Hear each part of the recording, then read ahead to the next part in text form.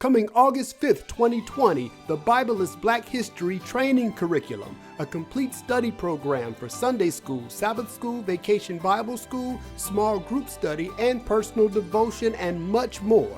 The Bible is Black History Training Curriculum includes the Bible is Black History textbook that was the #1 new release on Amazon, as well as one of its top-selling books.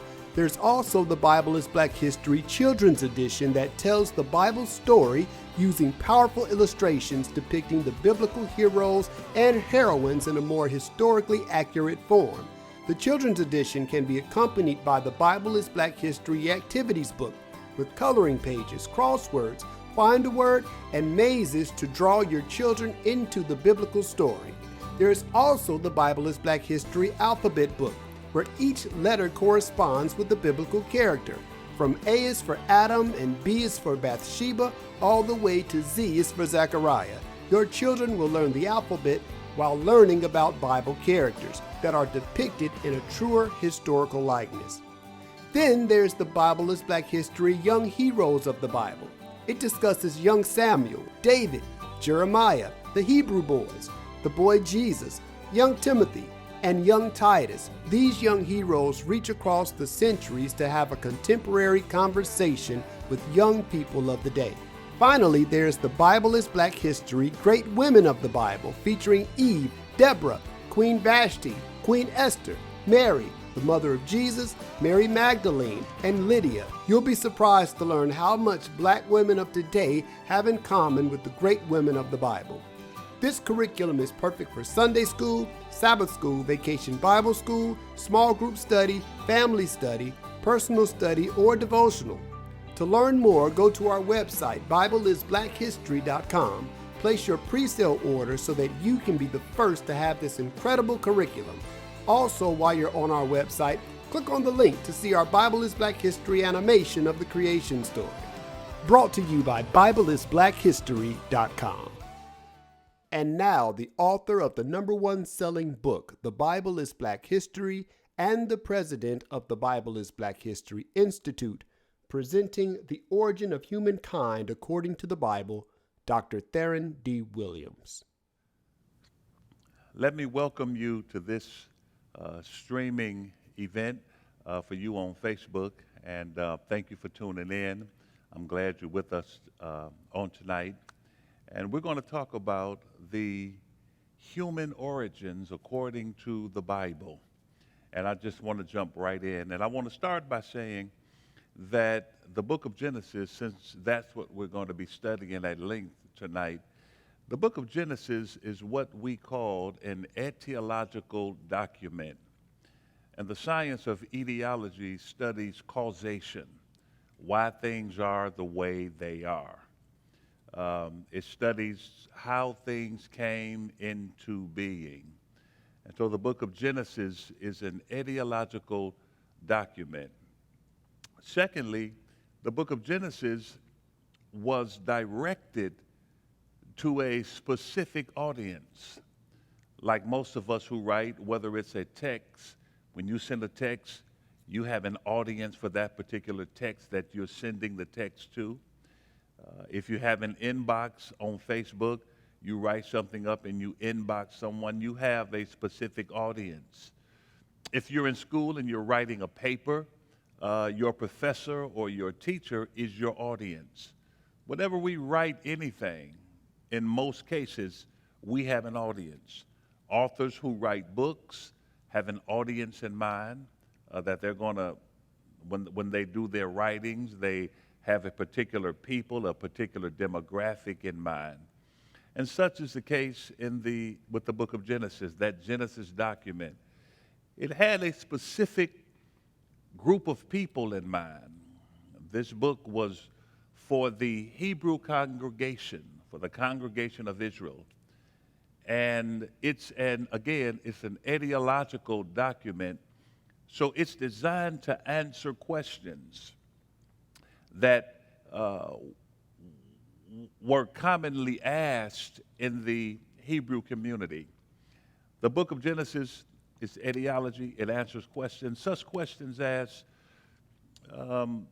why are there 7 days in a week? Why not 6? Why not 10? The book of Genesis answers those questions, but they couch the answer in story form. So when you read through the book of Genesis, you are getting the answers to the questions that were most pressing to the Hebrew people. Why are there 7 days in a week? The Genesis narrative answers that in a story. How come childbirth is so painful?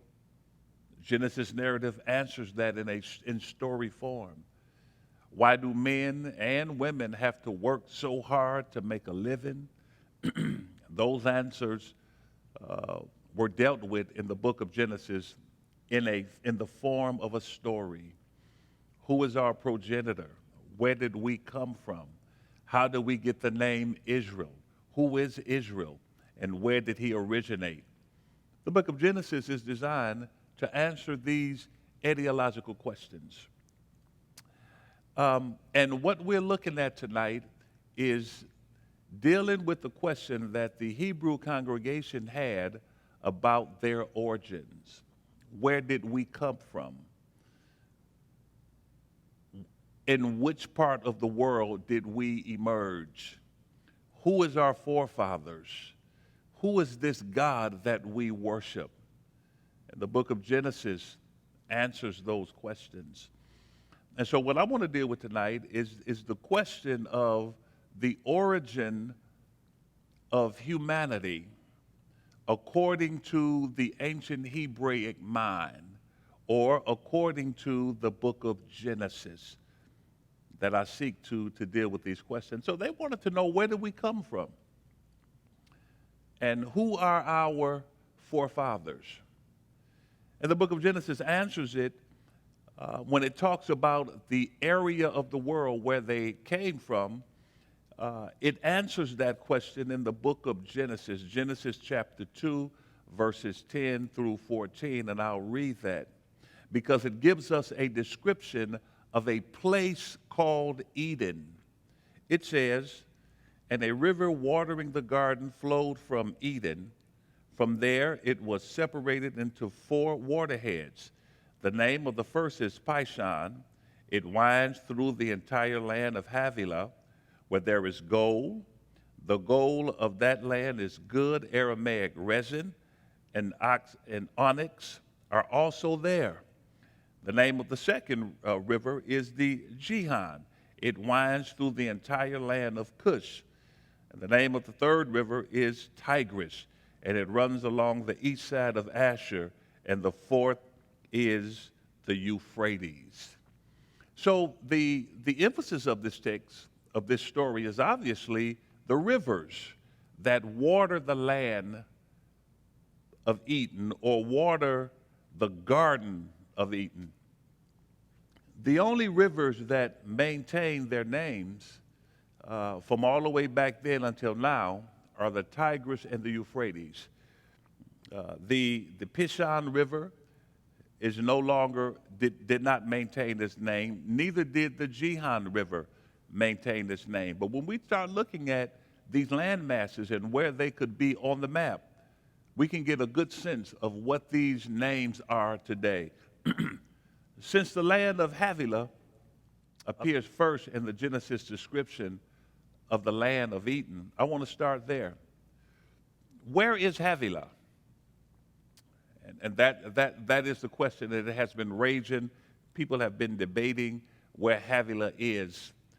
But we have a sense, based upon the Bible, based upon other literary writings, based upon archaeology, and we're going to see later on, based upon of science, genetics, we can sort of get a clue of where Havilah was. The name Havilah appears at least 4 times in the Bible. And 2 of the 4 times is mentioned in a genealogy. The first time Havilah is mentioned in the Bible is in Genesis chapter 2 that I just read in your hearing, where it is a landmass that the Genesis writer talks about. The next time the name Havilah is mentioned It's in Genesis again, but it's in chapter 10. And his name appears in a genealogy. Genesis chapter 10, verse 7 says, the son of Cush, Sheba, Havilah, and then it goes on to name the rest of his sons. So in Genesis chapter 10, Havilah is identified as the grandson of Cush. And then his name appears for the third time in the book of 1 Chronicles chapter 1, verse 9, where again his name appears in a genealogy, and he is the grandson again of Cush. So if Havilah is the grandson of Cush, that suggests that the location of Havilah would be in close proximity to the land of Cush. Cush is what we know today as Ethiopia. So if Cush is the grandfather of Havilah, that presupposes that the land of Havilah would be in close proximity to Cush.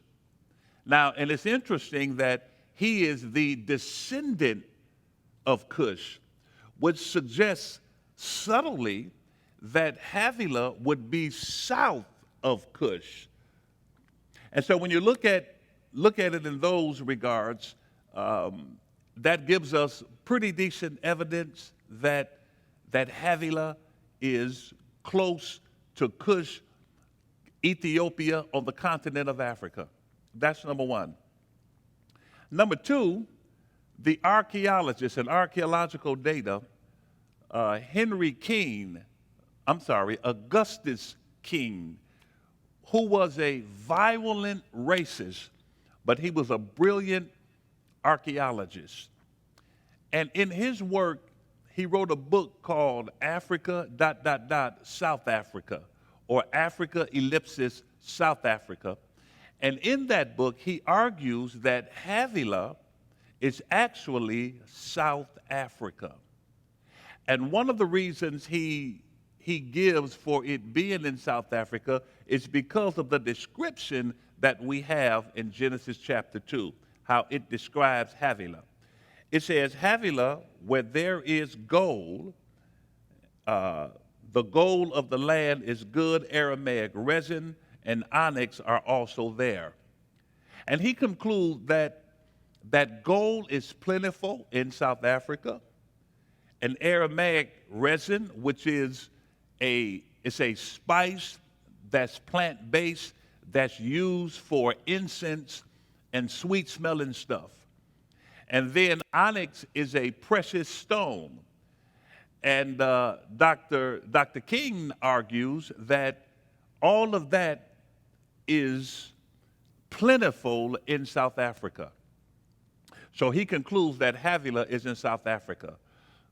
So we saw in the Bible that Havilah is the grandson of Cush, which would make it a reasonable assumption that the land of Havilah would be in close proximity to Cush. And then you have Dr. King, the archaeologist, who argues that South Africa is the place of Havilah because he describes it, because he takes the description of the Bible and all of the wonderful things, the spices and the stones and the metals are plentiful in South Africa. And then also, when we look at the river that flows through Havilah that we now know is South Africa, the river that flows through is the Pishon River. So when you look at South Africa, as you're looking at it on the slide, and the red line that goes through South Africa, that would be a description of the Pishon River. But it's no longer called the Pishon River, it's called the Orange River. But it meets the description of the Genesis account of a description of the land of Havilah, where the Pishon River winds throughout the entire land. So we see South Africa, and we see this river that winds throughout the entire land, which helps us to understand better that this very possibly is the land of Havilah. And then we're going to look at some scientific stuff later to reinforce what we're looking at on today, at this time. The next landmass is Cush. And we all know that Cush is Ethiopia. I mean, there's no argument about that. And it says the Gihon River winds throughout the land of Ethiopia. Now, when you look at this map, Ethiopia, during the time of the writing of the book of Genesis, did not have the boundaries that we know Ethiopia has today. The boundaries of Ethiopia were much more narrow back during the time of the writing of Genesis than they are today. So when you're looking at this map, imagine the boundaries are more narrow in Ethiopia, and you see this blue river that flows into Ethiopia, but if you imagine the borders are much narrower, then that blue river, which is the Nile River, would flow throughout the land of Cush. So the river of Gihon that we talked about in the book of Genesis is actually the Nile River, and it flows from north to south through the land of Cush, which is the land of Ethiopia as we know it today. And then the last two rivers that are mentioned in the Genesis description of the land of Eden are the Tigris and the Euphrates. And it said that the Tigris runs east of Asher. The landmass Asher is interesting because it has several different names throughout the Bible. This land was named several different times. In the book of Genesis, it's called the land of the Chaldeans. Then it changed to Assyria. Then it was Babylon. Then it was Syria. Then it was Babylon again. And then after it was taken over by Cyrus the Great, it was engulfed in the Persian Empire. It was called Persia. And today it's called Iraq, with portions of it still maintaining the name of Syria. And so you see on the map, east of Syria, you see the Tigris River, and then you see the Euphrates River, those two rivers. And so we have the boundaries of the land of Eden as it is described in the Bible. And the boundaries are not hard and they're not well defined, but in the north, the rivers are the Tigris and the Euphrates, and those would be the northern border. And then south, you have the Pishon River, which is now called the Orange River, that flows through the land of Havilah or South Africa. That would be the northern border. And then coming down straight through the middle, you have the Nile River, which was called the Gihon River. And so we have what we know now as the land of Eden. The Garden of Eden did not take up all of Eden. The Garden of Eden was a garden that God placed in Eden. So where was the Garden of Eden? Now, nobody can say with any level of certainty where the Garden of Eden actually was. We don't know. We cannot say. But here, we can begin to depend on science to give us a clue of where the garden could have been, or a reasonable proximity of where the garden could have been. In 1987, Dr. Rebecca Cann was the lead scientist in what we know as the Mitochondrial Eve Project. Dr. Cann was looking for, and her team were looking for, the mother of modern humans. And she decided that she would try to find that by tracing the mitochondrial DNA. Now, all of us have mitochondrial DNA in our cells. But only the woman can pass on the mitochondrial DNA from one generation to the next. So it makes sense for Dr. Rebecca Cann and her team to trace the mitochondrial DNA. She traces the mitochondrial DNA after she collected 127 samples from indigenous people worldwide.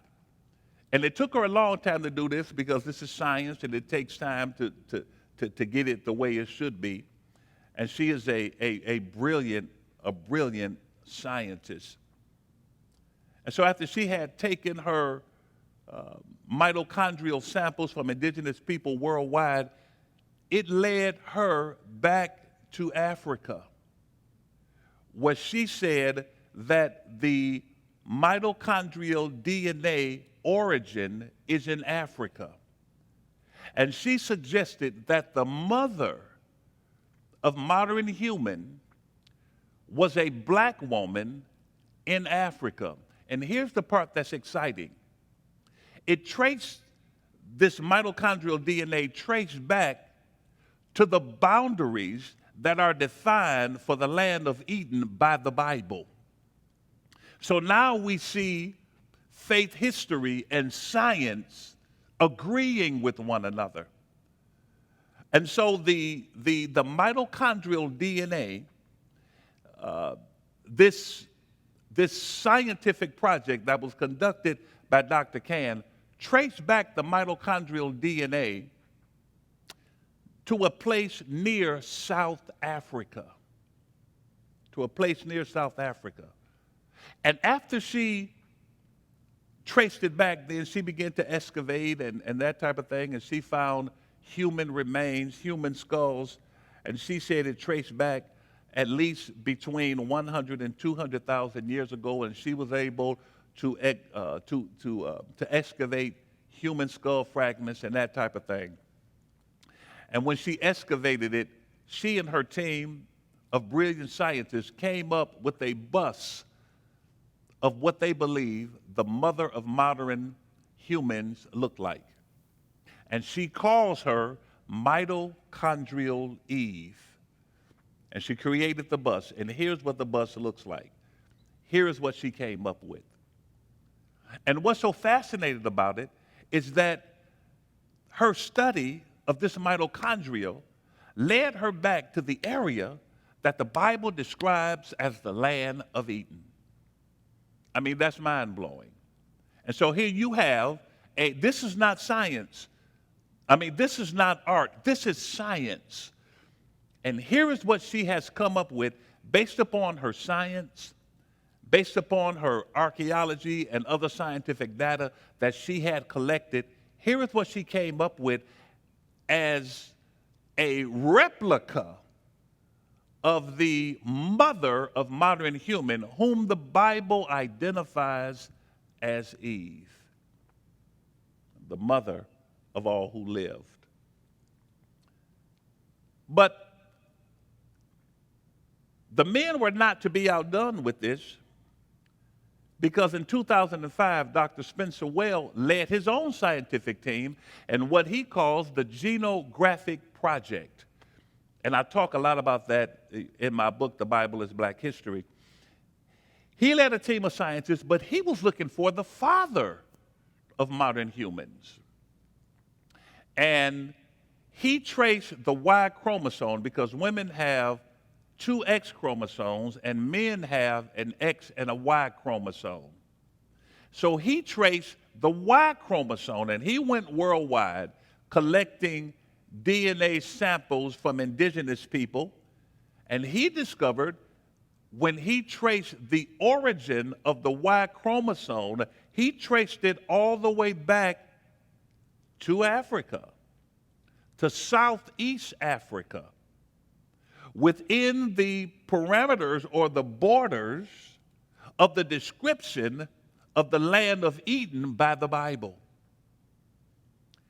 And he discovered that the father of modern humans is an African man, a black man. And like And like Dr. Rebecca Cann, he too came up with a bust of what he believed the father of modern humans resembled, whom the Bible calls Adam. And so he got scientific data, he got skull fragments from 100 to 200,000 years ago, and he was able to come up with a replica of what he believed the first man looked like, or the father of modern human, whom the Bible identifies as Adam. And here's what he came up with. This is fascinating stuff. And so in the real sense, we have a facsimile, a reasonable facsimile of the image of the mother of modern humans, which the Bible calls Eve, and the father of modern humans, which the Bible calls Adam. And when you look at them together, that's the mother and the father of modern humans. That's fascinating. And that's a wonderful thing. We will continue this fascinating study at the same time next week, when Dr. Williams will talk about the psychological, spiritual, and social ramifications of Black Adam and Eve and how it impacts our community. God bless you, and we'll see you next week at the Bible is Black History Institute.